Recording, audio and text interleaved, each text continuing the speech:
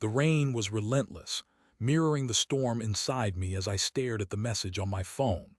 It was from a number I didn't recognize, but the picture attached was undeniably my wife, Emmerson, kissing another man. Not just a peck, but a deep, passionate kiss that stole my breath and shattered the calm I'd carefully cultivated over the past decade. I was a data analyst, a profession that thrived on logic and reason. I prided myself on being able to dissect complex problems, identify patterns, and arrive at solutions.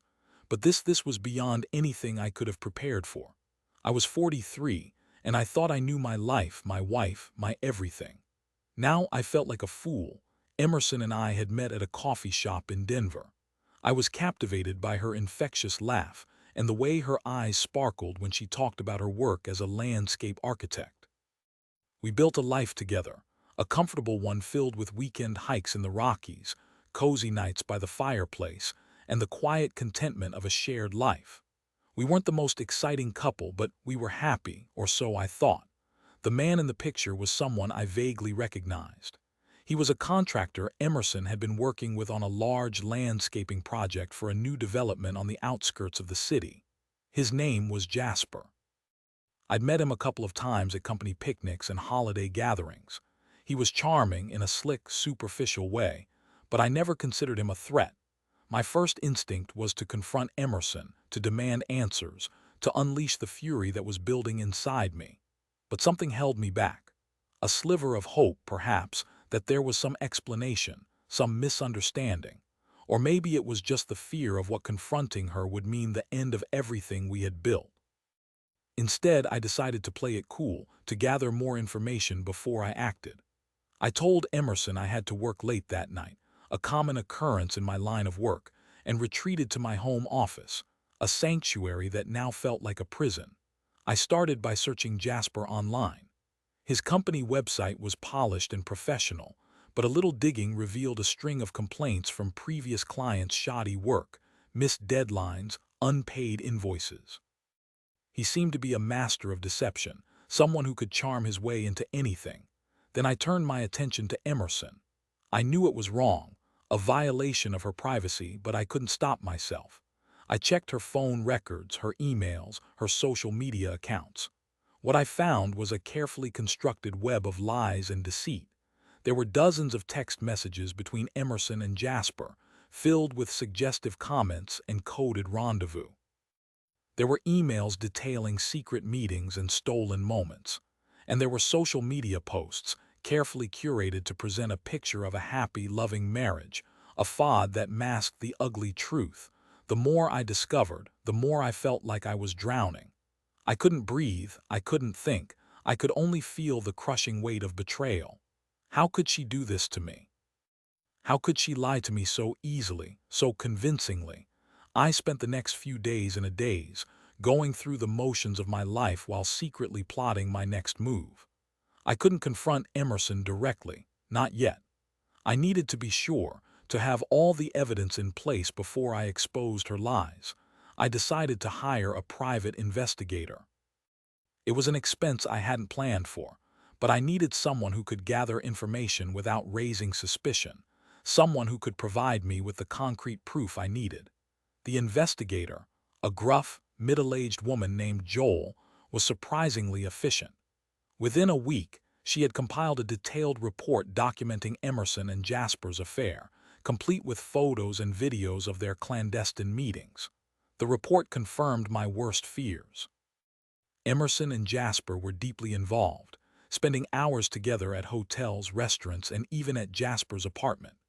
They were living a double life, a secret world built on lies and deception. Armed with the evidence, I finally confronted Emmerson. I waited for her to come home from work, pacing the living room like a caged animal. When she walked through the door, her face lit up with a smile that now felt like a cruel mockery. "Hey, honey," she said, dropping her purse on the table. "How was your day?" I didn't say anything, just handed her the investigator's report. She took it, her smile faltering as she recognized Joel's name on the cover. She read through the report, her face paling with each passing page. By the time she finished, tears were streaming down her cheeks. "Quentin, I can explain," she stammered. "Explain." I said, my voice dangerously low. Explain how you could betray me like this. Explain how you could lie to me for so long it just happened, she said, her voice barely a whisper. I didn't mean for it to go this far, it just happened, I repeated, incredulous. You didn't mean for it to go this far. You were sleeping with another man, Emmerson. That doesn't just happen. She started to cry harder, her body shaking with sobs. I'm so sorry, Quentin, she said. I never wanted to hurt you, but you did hurt me, Emmerson, I said, my voice trembling. You shattered my trust, you destroyed our marriage, you ripped my heart out. I told her to leave, to pack her things and get out of my house. She begged me to reconsider, to give her another chance, but I was adamant. I couldn't forgive her, not after everything she had done. She left that night, taking with her a suitcase full of clothes and a lifetime of memories. As I watched her drive away, I felt a strange mix of emotions: anger, sadness, relief, and a deep, aching loneliness. The next few months were a blur. I threw myself into my work, burying myself in data and analysis to avoid thinking about Emmerson. I talked to a therapist who helped me process my emotions and navigate the complexities of divorce. The divorce was messy and contentious. Emmerson fought me on everything, from the division of assets to the custody of our dog, Buster. She seemed determined to make my life as difficult as possible. During the divorce proceedings, I discovered another layer of Emmerson's deception. It turned out that Jasper was not just a contractor, but also a con artist. He had been using Emmerson to gain access to valuable information about the new development project, information he planned to use to defraud investors. Emmerson claimed she had no idea about Jasper's scheme, but I didn't believe her. I suspected she was complicit, that she had been blinded by his charm and manipulated into helping him. I decided to take matters into my own hands. I used my skills as a data analyst to uncover Jasper's fraudulent activities, gathering evidence that I turned over to the authorities. Jasper was arrested and charged with multiple counts of fraud. Emmerson was questioned by the police, but she managed to avoid being charged, claiming she was just a victim of Jasper's manipulation. Despite escaping legal consequences, Emmerson's reputation was ruined. Her business suffered, her friends abandoned her, and she became a pariah in our community. I found a measure of satisfaction in seeing Jasper brought to justice and Emmerson held accountable for her actions, even if it wasn't through the legal system. But the victory felt hollow. I had lost so much in the process: my wife, my marriage, my sense of trust. As time passed, I started to heal. I realized that I couldn't let Emerson's betrayal define me. I had to move on, to rebuild my life, to find happiness again. I started dating, cautiously at first, wary of getting hurt again. I met some nice women, but none of them felt like the right fit. I was still carrying the baggage of my past, the scars of Emerson's betrayal. Then one day I met Bryn. She was a veterinarian, kind, compassionate, and fiercely independent.